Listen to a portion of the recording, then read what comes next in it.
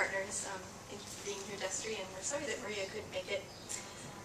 A little bit of background, this process began when we spoke with Maria and Destry at Solutions CDC about their interest in establishing an IDA program specifically targeted to higher education IDAs. And so our main goal was to obtain information that would help them to strengthen and enlarge their IDA program that they currently have to include higher education IDAs. And to do this, we needed to know a few things. So we wanted to understand the theory behind IDA programs, the organization structure that was necessary in terms of staffing capabilities, resources needed to run this program internally to the CDC.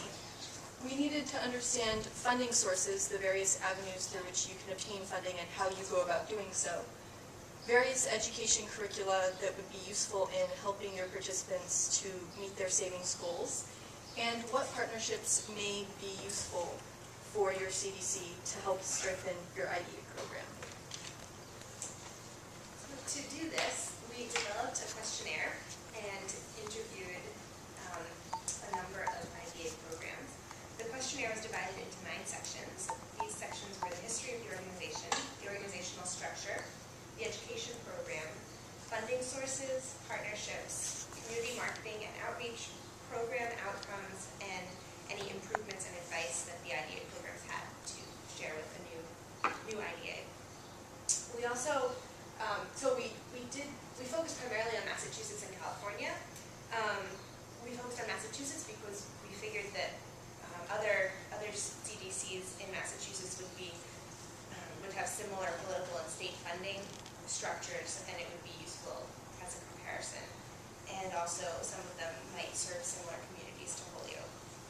We also looked to California because it's a hotbed of innovation in the IDA realm, and so there's some really interesting work being done there, so we wanted to tap into some of that.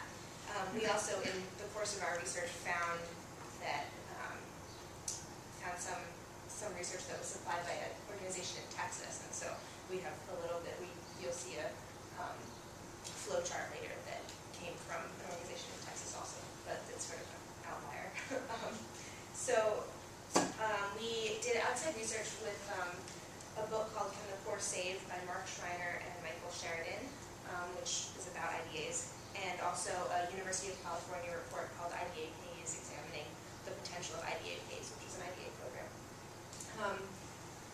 All in all, the format of our research proved quite useful. We feel like we've opened the door to a lot of contacts that Solutions can follow up with, and the questionnaire style of our interviews worked out really well because we had asked the same questions across the board, but also left room for people to give us information that we might not have asked specifically for. And it worked out really well, except some of the difficulties were mostly around people not getting back to us. We called a total of, if we calculated right, 43 different CDCs and conducted 10 surveys. So people are still getting back to us. We think that the reason people didn't get back to us has mostly to do with CDCs being understaffed and not people's lack of interest in IDA programs or what we're doing or their passions, because everyone we spoke with was very excited about what we were doing. And so what we did was we came up with an 11-step plan of action for you.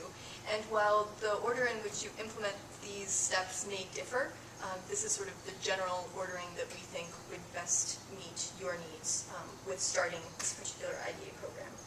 And so step 1 is actually a self-evaluation, because some of the greatest resources that you can bring to this project are the ones that you already have. And so really understanding your staffing capabilities, what sort of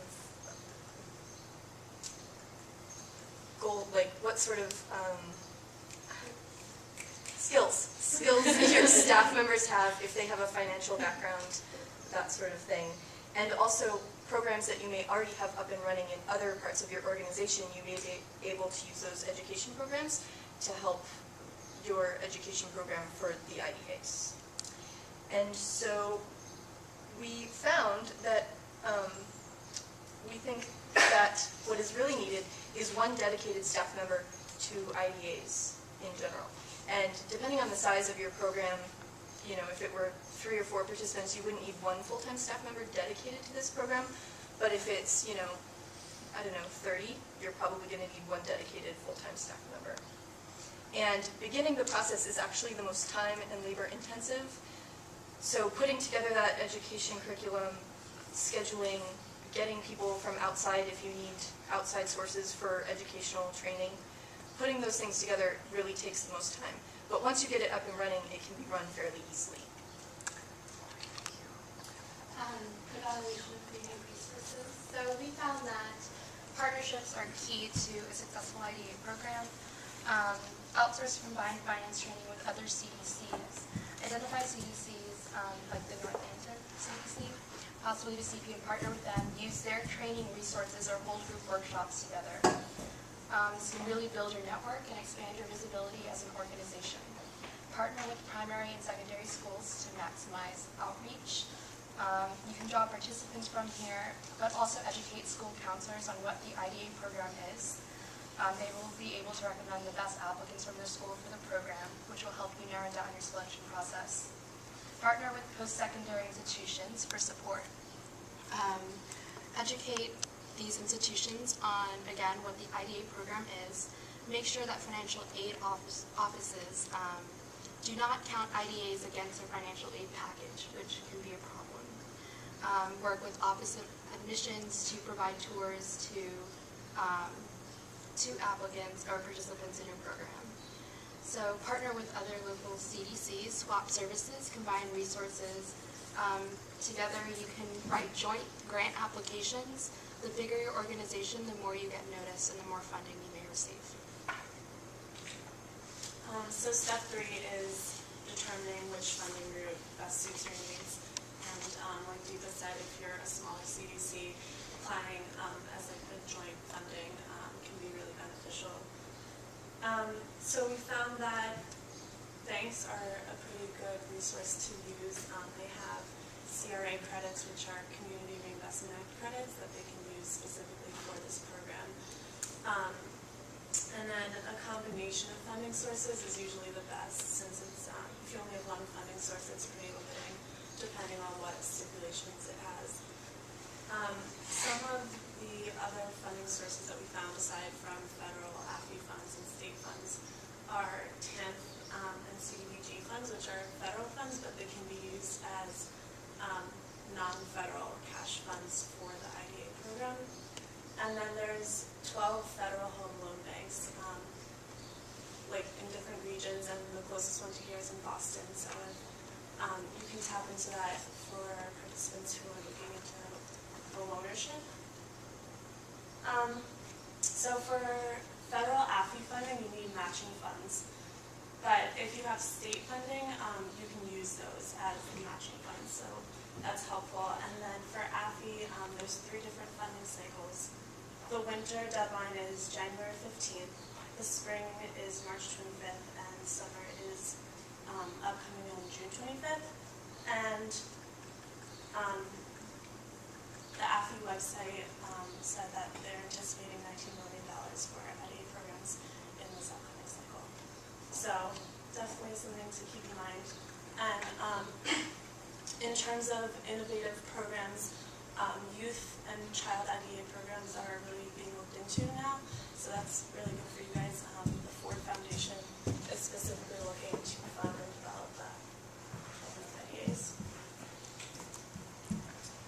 It's very important to develop a system for tracking participants, particularly to keep track of how many participants have attained their assets. In addition, because these assets are so quantifiable in a monetary amount, it's very valuable to be able to give this figure of how much you've invested in the community when applying for grants. This is what we found.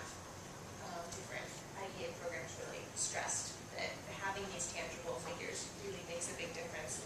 I think the assets in a quantifiable monetary amount, saying how much you've invested in the community, is something that Lawrence Community Works has done to great effect. Then you obtain the needed funding.